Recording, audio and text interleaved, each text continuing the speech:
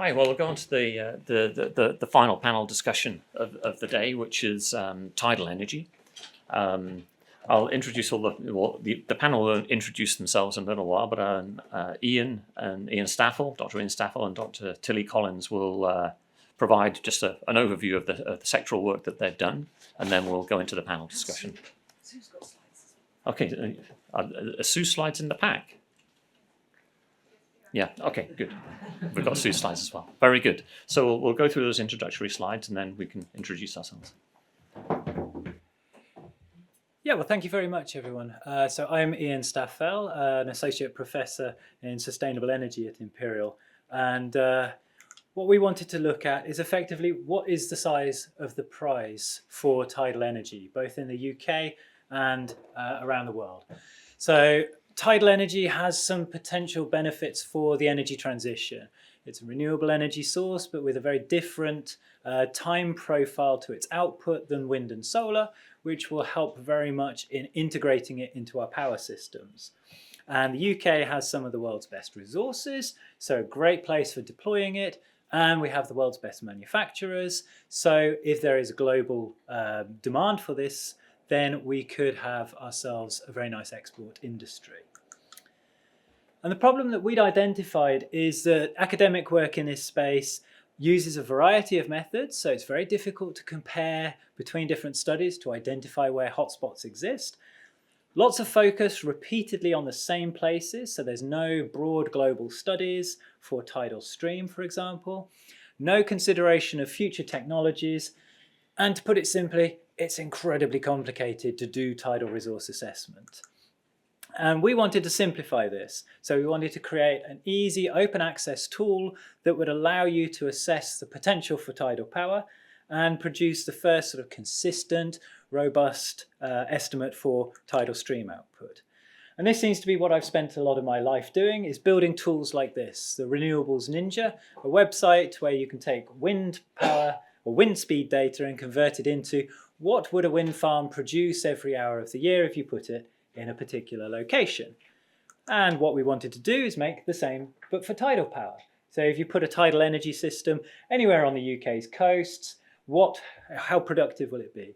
And you can see sort of dark patches where as the tide comes in and out, it's very productive looking. So the problem with current understanding is maybe tidal stream could produce 1,000 terawatt hours a year. So for context, that's 3 times the UK's total electricity consumption. But it depends who you consult. Different studies disagree by a factor of 10. So it's hard to know what the ground truth is here.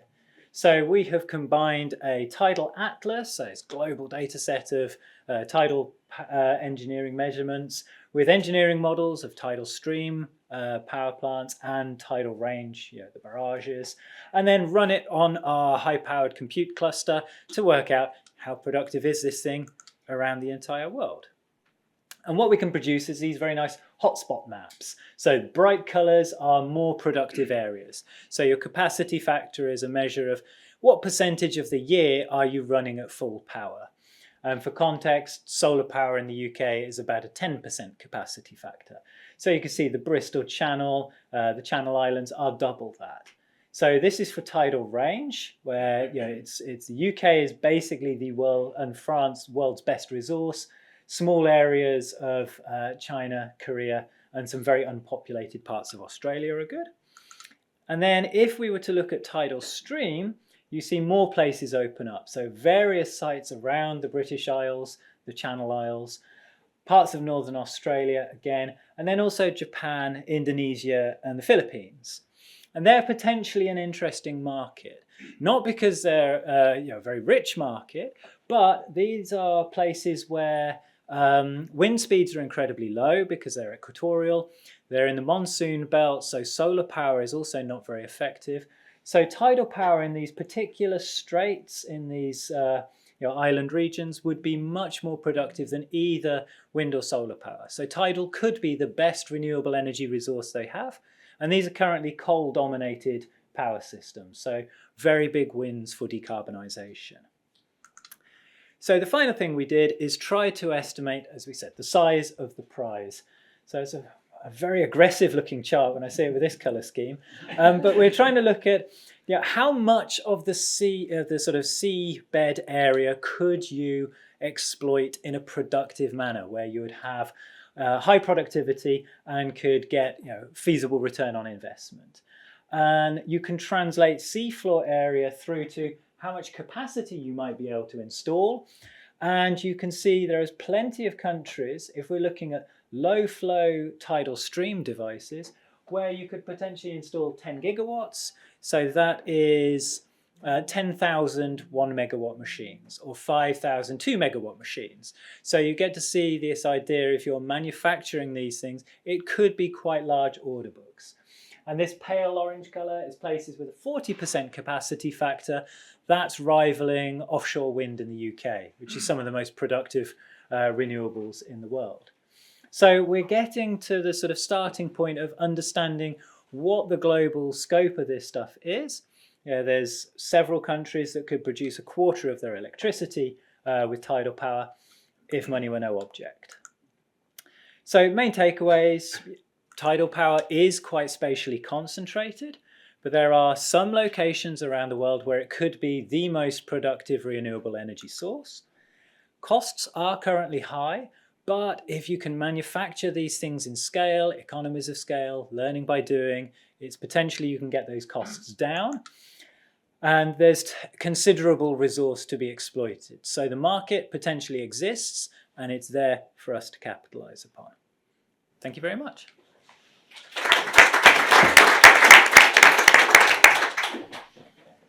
Thanks, Iain. My name is Tilly Collins. I'm also from the Centre for Environmental Policy, but I am an ecologist there. And what I've been looking at is quite different, and I've promised faithfully to Nigel to stay within my 5 minutes, so I might go quite fast. So given that tidal power is actually well known, well established in many places, and we have this massive resource, I wondered why we hadn't got it. Why are we not using it? And when I went out to a series of experts to say, well, what's the problem?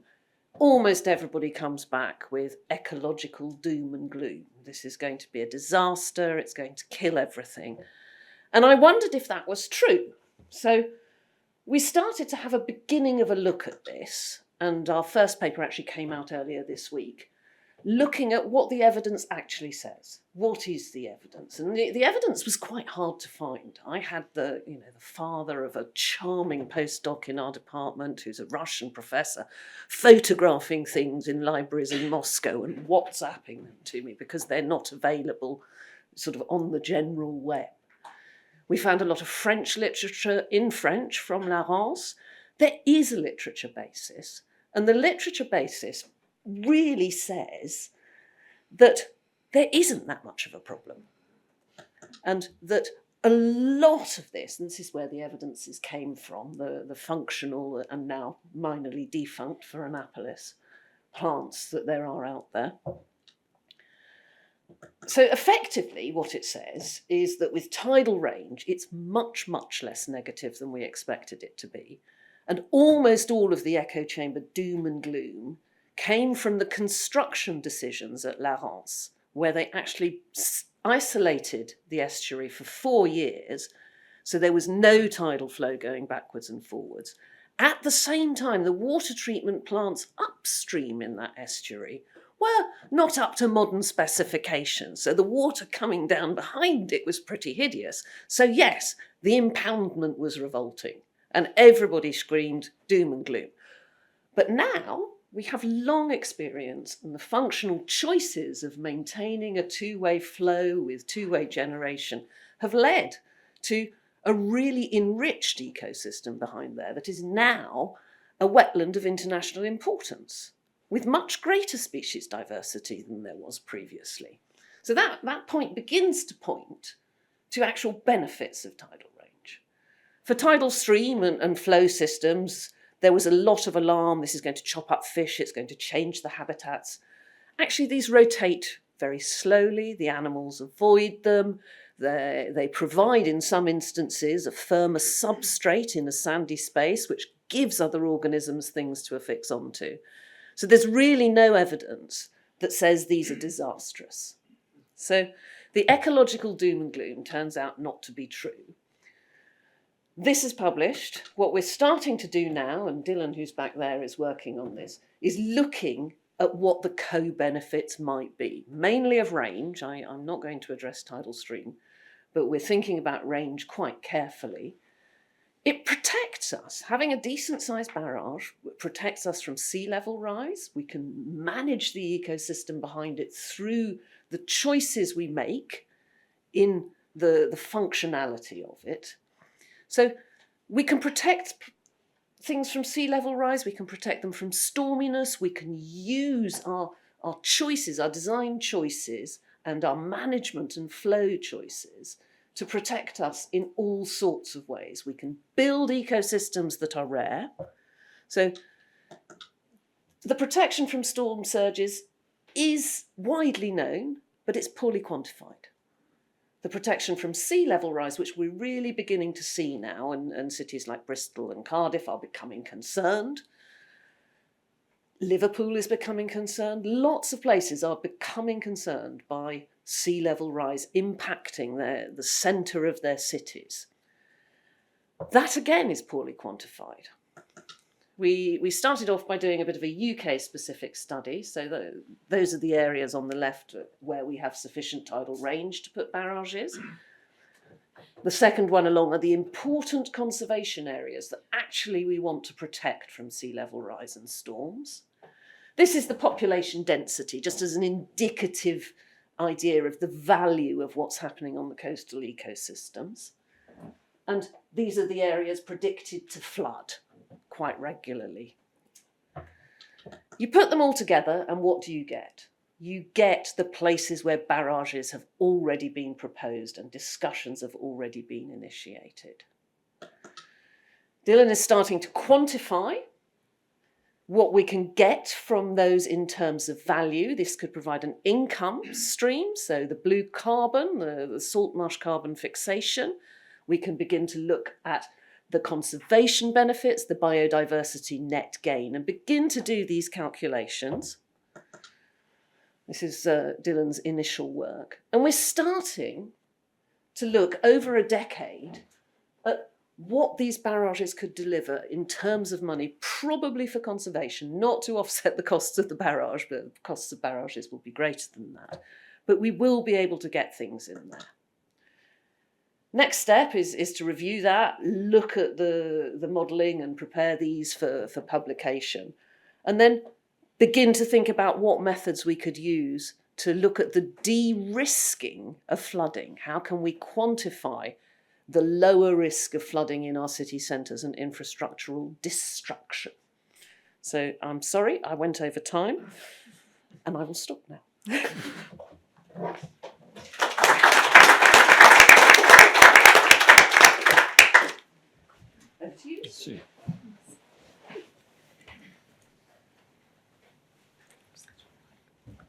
Thanks all and good afternoon. Sorry, my slides are not formatted in imperial colours, so I do apologise to Nigel for the late submission. But good afternoon, my name is Sue Bartlett-Reed. I am the chair of the UK Marine Energy Council.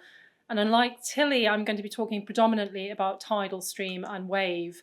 I'm going to rush through these slides because I'm conscious of time and would really appreciate the open conversation on this. But we were an organisation set up on the back of the lack of access to revenue for marine energy. So we here in the UK have the most generated power from wave and tidal stream technologies. We've tested the most technologies. We've invested the most significant amounts of public funds into building a technology base here in the UK. We have the best engineers and we have the best knowledge capacity, and yet we still have not commercialised. Therefore, a lot of my talk will be echoed, or at least a reflection on this morning's discussions on other industries and why that hasn't happened for us. We have a siloed approach to our technologies and our sectors here in the UK that really is hampering our ability to deliver at commercial scale. So we want to talk about the future energy mix. I've had an insight into the word cloud that we're going to see at the end, and I'm led to understand that energy and renewables are two of the lead words. Marine energy has a very significant role to play in that. We have indigenous resource, sovereign resource, we have knowledge capacity, and we have the ability to do this at scale and export globally. So it's a huge potential sector for the UK industry, and it's an area that we should own and we should be incredibly proud of. I'm fortunate enough to be representing a number of companies, and you'll hear from Tidal Tech on the panel as well. But I've been in the industry for around 25 years, trying to see commercialisation of the technology. And this is the reality. We have around 12 gigawatts of potential here in the UK, 11 million homes. That's more than Greater London and Manchester and Glasgow combined in terms of being able to generate power for them. So why aren't we doing it? Is the next question. Contracts for difference being the revenue system. When we talk about the development of any technology, we're talking about market pull and technology push. And we heard this morning about some of the TRL levels, both in the chemical industry, the automotive industry, and drawing through innovation. These are companies that have been awarded revenue through our market system, our existing revenue structure, that have developed technologies for deployment, predominantly in tidal stream technology at the moment. So very briefly, tidal stream being different to tidal range in the fact that it is fast-moving water in geographical locations where you get high kinetic energy in that very dense medium of water, 831 times denser than air. So predominantly horizontal axis turbines that can spin in these wet systems, generating electricity, and we have 121 megawatts contracted through the contracts to difference to date. We've recently seen the announcement of contracts to difference in AR7. We're tracking the industrial strategy, yet not included, and still feel that we have a very strong industrial base on which to build. Some of the facts and figures around contracts to difference are around price, and we've heard the discussion around the cost of energy for industry, for our ability to commercialise and industrialise the UK in a number of sectors. And the argument has always been, and I was just having a discussion in the corridor there, why are we not doing more of this? And I think Tilly and Iain echoed that. It is a question of bringing together those silos. So policy, regulation, market mechanism, innovation, and our forward look are really important in delivery of this sector. If we want to own it, we need to plan for it. And we've heard about strategies for other sectors. We, at the moment, are undertaking, on behalf of the UK Energy Minister, a marine energy task force, and we're hoping to work with Nigel and his team at Imperial in terms of describing some of the economic benefits arising from this. But there are really strong indications that we can bring down the cost of energy. And like other sectors, we need to do that at volume, and we need certainty of market moving forward. Some of the benefits and economics I'll get on to. Colleagues at the ORE Supergen, I sit on their advisory board, also on University of Oxford's CoTide programme and various other roles that I undertake. But the industry itself has generated significant information and capacity that supports our ask for economic support and for revenue support. So we've done a fantastic job of collating the sector, bringing everyone together and speaking with one voice. Again, a theme we've heard in other industries about needing that clustering, that innovative focus that brings together companies to do this. Number of reports, predominantly most of these are available on the University of Edinburgh website if you'd need to access them. The benefits and economics. I won't read this to you, but this is to highlight the fact that we have significant economic benefit if we choose to own this space. You saw from Iain's slides the global potential. We've estimated significant economic benefits to the UK from delivery, an export market, with an indigenous market, our sovereign market, driving that. We're one of the best tidal resources in the world. We have 50% of Europe's resource here and 30% of the wave power here as well. I won't read this to you. I hope the slides will be distributed because this is important data. This has come from the industry itself about those economic returns. And I just wanted to focus on one figure, which I think is in this slide. It is. I don't have my glasses. But the 166,000 jobs. That is more jobs than there are currently in the oil and gas sector in the UK. And we recognise the economic return there. But when we're thinking about skills and diversification of our existing knowledge capacity, in the oil and gas sector, we have real opportunity for diversification into renewables. Export potential from the map, 121 gigawatts tidal stream, 180 of wave. At the moment, the UK leads in this space in terms of its capability, in terms of the number of technology companies we have. We have over 50 technology companies historically. We have about 40 members at the moment of the Marine Energy Council. Potential for the growth, 39 billion in exports. We talked about 10 years ago that being 2 billion. So we now understand the resource more, we understand the application more, we understand the potential more of the sector. But there's huge opportunity here for the UK. I'll quickly go through this slide because I'm very aware of time. The bottom number, the 115,000 jobs, I think it's incredibly important that as we transition to commercialisation of any sector, we're thinking about bringing those people and skills with us and identifying opportunities where we already have capacity and building upon it. So innovation in our skills base, innovation in our fiscal and financial systems, and innovation in regulation is incredibly important. I mean, you'll see here that we have the capability to own 80 to 90% of the supply chain, of the added value in developing wave and tidal technologies. Those technologies that are in the water generating at the moment have up to 90% UK content. So this is an industry that we know how to do. We are a maritime nation and we have the skills and opportunities to deliver. Just wanted to talk very briefly about the Marine Energy Task Force. As I said, I hope that is going to be a really good signal to UK government on how they can help and support industry going forward. It focuses on 4 key areas which reflect the set plan in Europe for delivery of marine energy. So we're observing the global markets, we're working on how we need to upgrade the UK systems to support this industry.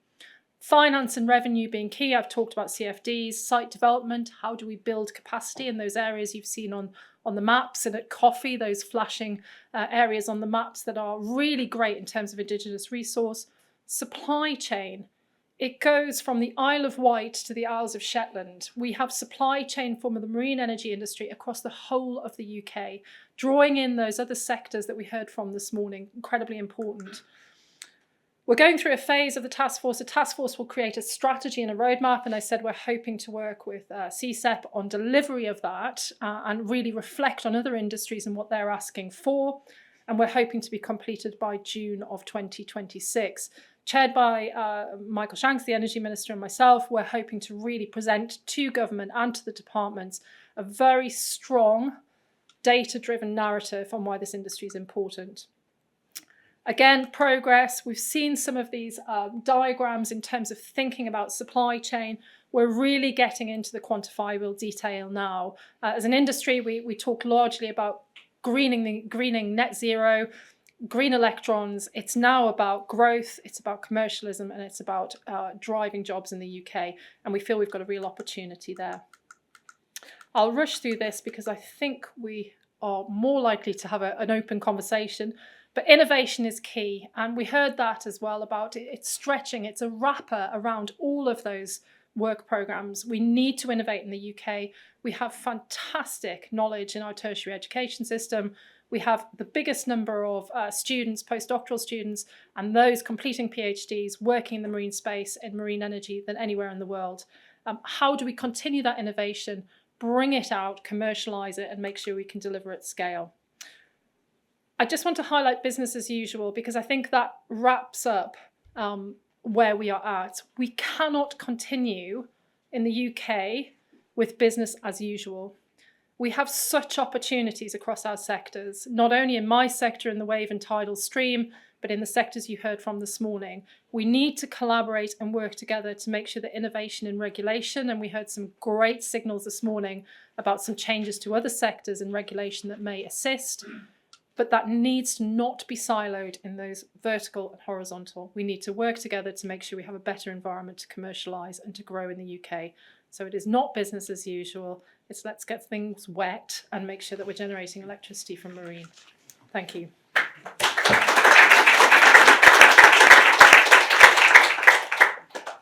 Great, thanks very much, Sue. So if I can recap, we've seen from Iain's work, there's this massive potential market, not only in the UK, but even more so when we look at those export opportunities that Iain's Tidal Ninja has identified, both for range and for stream. We've also learned from Tilly that there is, the environmental impacts have been misunderstood, and we're in good shape there. I would also add, I've seen Danny at the back of the room. We're also doing work with Brunel, looking at one of the benefits that other benefits that tidal brings is that it's predictable, unlike wind and solar. So it means that it carries an integration premium onto the grid over and above solar and wind. So that's another advantage that wind has, and we're quantifying that at the moment. So that's another value add of the technology. Seeing your numbers there for the export markets, I think they're underbaked compared to, I did some rough back of the envelope calculations using Iain's data, and I think we're in much bigger numbers in much bigger territory. So we're seeing this massive sort of potential for the market. And as Iain's model shows, and by the way, if you're interested, you can see the tidal stream modelling work happening in the room where we were having coffee and where we're having our refreshments later. You'll see how the UK lights up like a light bulb. It's very concentrated here in the UK, so we have this fantastic sandbox to play in to develop and grow this business and be leaders. So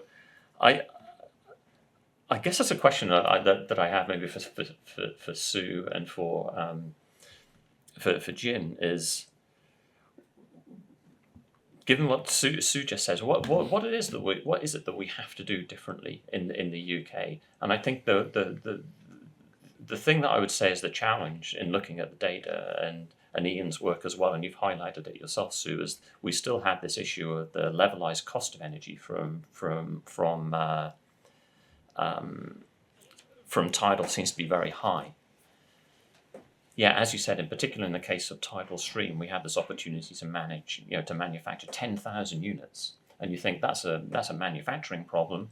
With manufacturing, we certainly know how to take cost out if we scale it and bring that down. So that we should be on a very strong learning curve in the same way the solar and wind have been. So I just wonder what your thoughts on that. How do you attack that challenge, and what other additional challenges do you feel that the tidal industry faces in the UK that we need to overcome to do things differently, as you just mentioned, Sue? Nigel, can I just maybe introduce myself? Sorry, yes. and what we're doing. So I'm Jim Conybeare-Cross. I'm one of the three founders of Tidal Technologies, which is a tidal stream energy developer. And we've developed a new kind of tidal turbine. We call it rethinking tidal stream energy. And there's three sort of key points about our technology. Firstly, it's a vertical axis turbine, which is unlike most other turbines you'll see, which are normally propellers like a wind turbine. Ours is vertical. And it's designed specifically for medium energy tides, or slow flow, as Iain calls it, rather than the high energy tides that a lot of turbines are currently working in.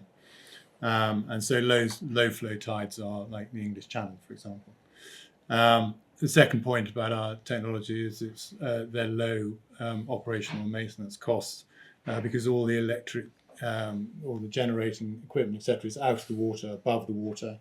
And so we don't have the problems of seawater corrosion, etc., on all the electrical equipment. And the third point is that it's primarily made out of concrete and steel, and we can float it out and sink it, and so there are no costs of heavy lift vessels either for installation or maintenance.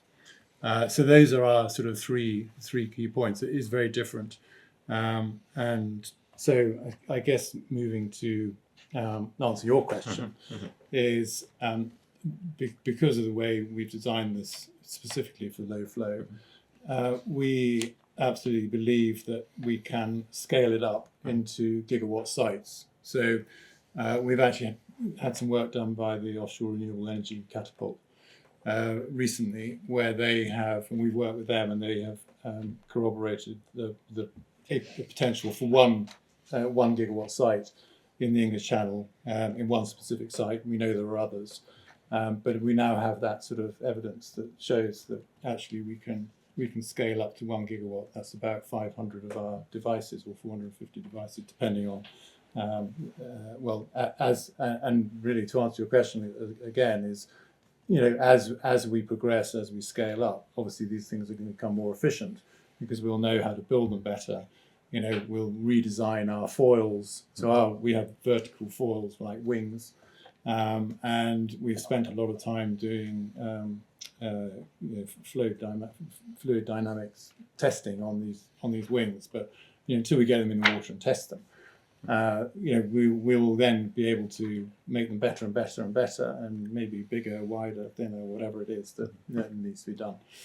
So we believe they'll get more efficient, and so scaling up will undoubtedly reduce the cost. I mean, as you know, I'm sure wind came down 65% between 2010 and 2020. And another study by the Offshore Renewable Energy Catapult showed costs LCOE coming down by something like 65% by 2030. So there's lots of evidence, and there's every reason to believe that we can bring the cost down hugely over the next few years. Yeah, I levelized cost of energy as a metric of success is not my favourite metric. Yes, it costs more, but that is the price of innovation. And as Jim rightly said, we know that tidal is coming down that cost trajectory, actually much quicker than offshore wind. So offshore wind, huge success story, driven by a really strong market signal to bring huge amounts of capacity in the UK coastline. Around the UK coastline, we have more offshore wind capacity than anywhere else in the world. Arguably, tidal can be much quicker than that. So we're not marinising a technology that was terrestrially based. We're taking a technology from the fundamental first principles, driven by that strong innovation that we have here in the UK and strong offshore engineering skills, and we're putting it in a receiving environment that, yes, we haven't quantified fully, but we understand. So we understand tidal resource now. We know that it is predictable. We know we can calculate harmonics out to 180 years in advance, so that on every day the power that you will get out from that machine. We also, as demonstrated in the slides, have a really strong component of economic return. And I think you need to look at both electricity generation alongside the benefits to the energy system. And I had some distributed energy cost reduction figures within those slides that we know tidal, stream and wave can bring to the system. So that predictability, that element of security of supply coming alongside that, and then the economic opportunity and the jobs. So in our electricity system, we don't value economic return. We only value the price to consumer. And of course, that is incredibly important when we talk about some industries that we need to grow that have a very high price of electricity. But if we want to change the electricity system and decarbonise, I cannot see how we can do it without both tidal range and tidal stream, because it is simply the only form of predictable, sovereign, indigenous resource that we have at the moment, and the capability to build at scale. So I think it's a question of how do we prioritise the risks and opportunities and not simply look at LCOE as a metric. I think also the point that we spent £1 billion stopping wind power because it's too much. With tidal, you know how much it's going to be, and so there's definitely getting tidal into the energy mix will reduce costs, because we'll know when it's coming, we'll know when it's not coming, and we can adapt the grid for that. So I think that's a huge saving as well. Yeah. Very good. I'd like to open the questions up to the audience. Any questions from the audience? Yes, Michael. I was wondering about the interest from investors. Will this need a lot of capital from the city? Are there investors, stockbrokers that would support the flotation of these sorts of companies? I mean, we're fundraising at the moment to build our demonstrator, and it's challenging.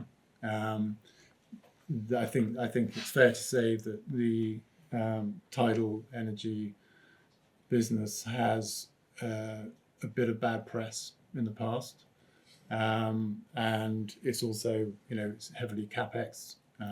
It's early stage. It's first of a kind.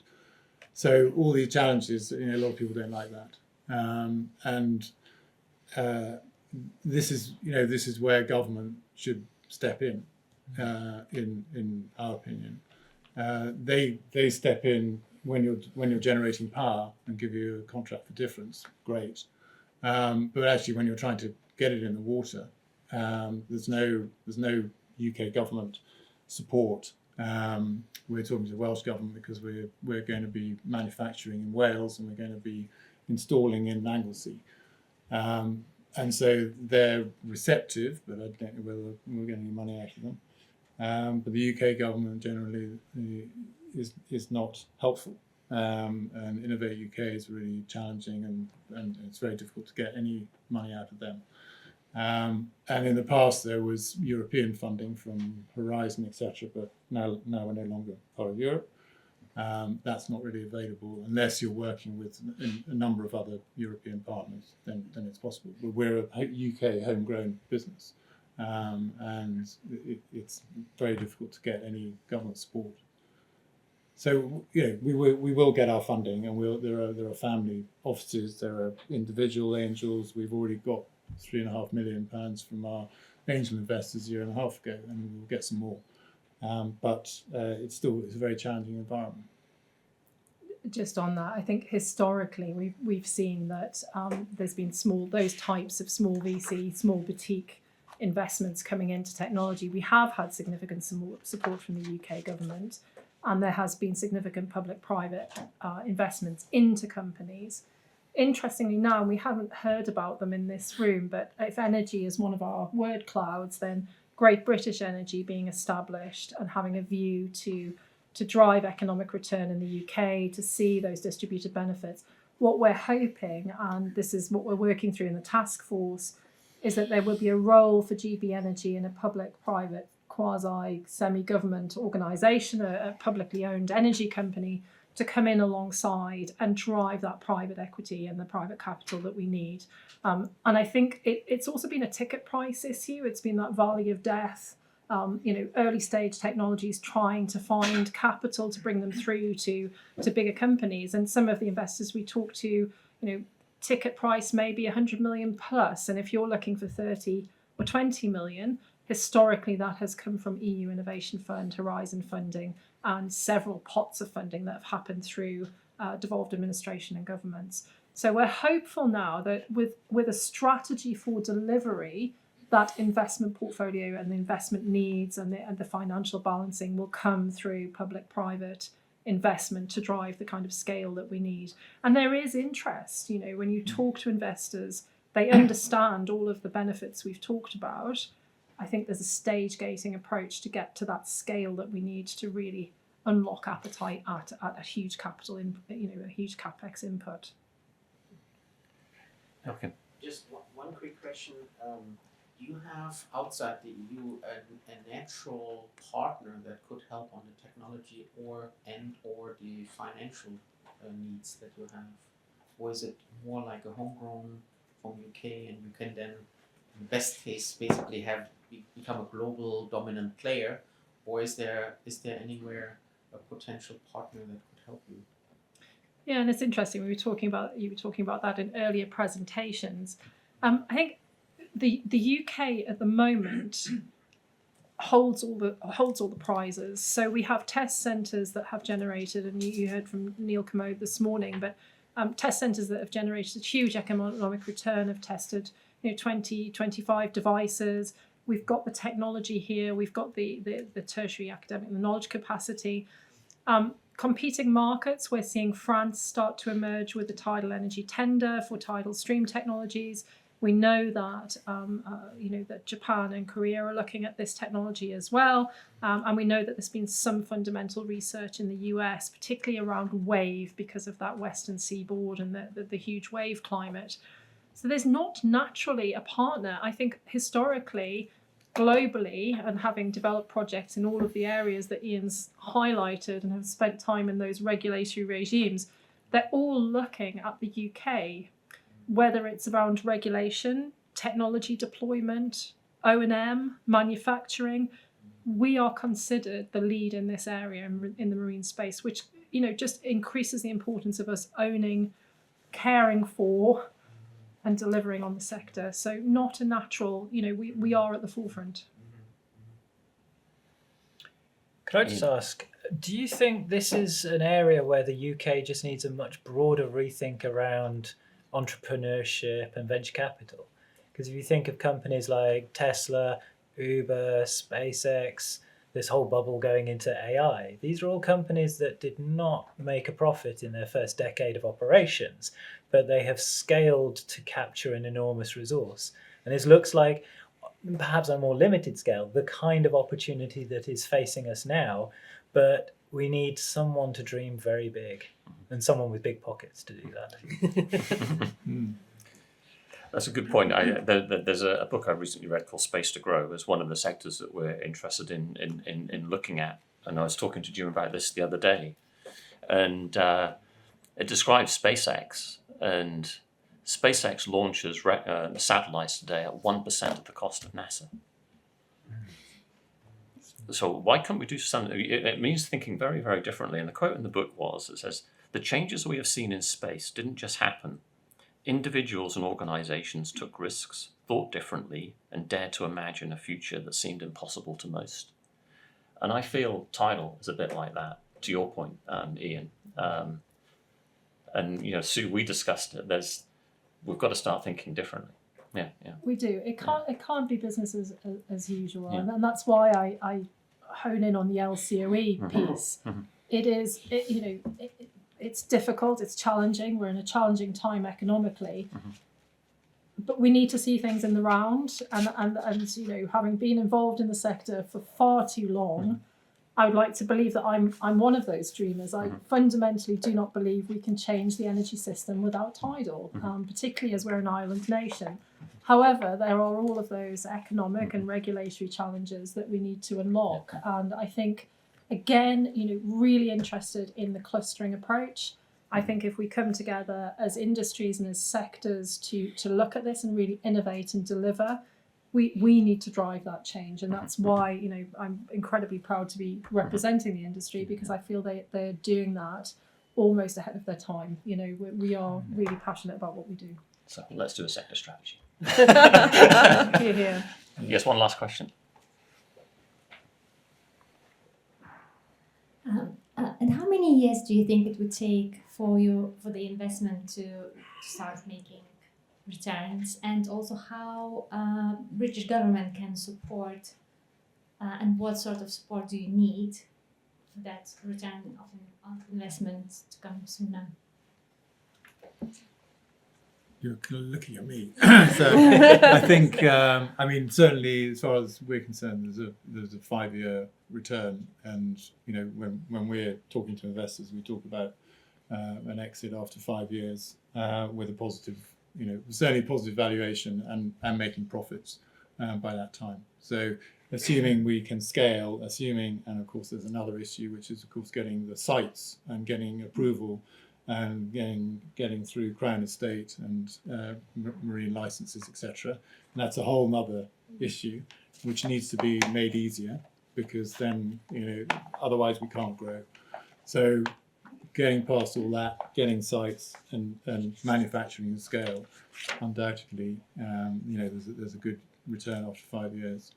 And in terms of the British government, I think, you know, they don't really have much. I mean, they have Innovate UK has all these competitions for innovation, but, you know, I think they look at Tidal and think, oh, well, there's much more exciting stuff like AI, and there's, you know, they're much easier to fund. So I think, you know, if they need to get behind Tidal and put some money there, you know, at an early stage, rather than just, as well as for the contracts for difference. I think the task force will come out with that. So the 4 pillars are around creating site capacity, so creating space in the sea where we can deploy tidal and wave technology, innovation, so that innovation will help support and drive out cost, supply chain, so readying the supply chain. We've seen some of the challenges in deep water wind, for example, where you cannot get to scale because the supply chain is not ready to deliver, and that's caused huge issues through the market mechanisms. And then revenue, so revenue and finance to support, and whether that's GB Energy or also a delivery mechanism. We originally, when GB Energy's inception, applied for 3% of their budget because we recognise that there's 12 gigawatts of potential deployment, therefore they should commit to. And we need certainty. So we need to know through perhaps a strategy or a future plan or some commitment from government that industry can follow and get in front of to make sure that we can deliver at scale. So I think that I'm hopeful our strategy will help us find that way forward, but it's certainly those 4 pillars are really important. And I think the work that we've been doing tries to help with the permitting. So we're trying to get ahead of the objections and to provide the evidence that it's not going to be a total disaster. So we need to do the work, but we need to engage with the standard objectors and get the evidence in front of them much more clearly. At the moment, the previous publications that it's not all doom and gloom have been sitting in a specialist engineering press and not coming to the attention of the conservation organisations that traditionally object. And really, I think I should be going to dinner parties all the time and sitting next to the head of the RSPB and telling them and showing them the evidence. And that way we can get ahead of the objections, which will smooth the path. Great. Well, many thanks. We'll wrap up there, and I have a final job to wrap up the whole of the event. So thanks very much.